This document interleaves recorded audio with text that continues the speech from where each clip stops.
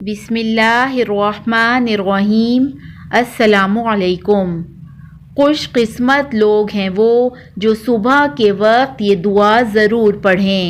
یہ دعا حضرت جبرائیل علیہ السلام نے رسول اللہ صلی اللہ علیہ وآلہ وسلم کو سکھائی۔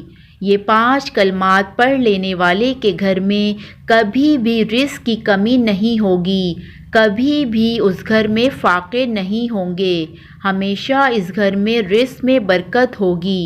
تو یہ دعا حضرت جبرائیل علیہ السلام نے نبی پاک صلی اللہ علیہ وآلہ وسلم کو سکھائی۔ آپ روزانہ صبح کے وقت اس دعا کو ضرور پڑھا کریں۔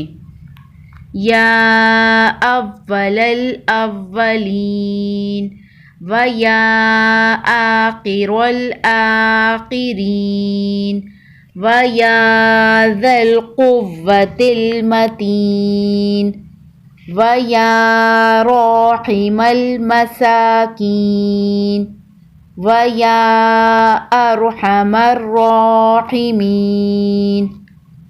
تو یہ 5 کلمات ہیں، ان کو پڑھنے میں آپ کے 2 منٹ بھی نہیں لگیں گے۔ یہ دعا پڑھیں اور اللہ تعالیٰ سے دعا کریں، آپ کے رزق میں اللہ تعالیٰ بے تحاشا برکتیں عطا فرمائے گا۔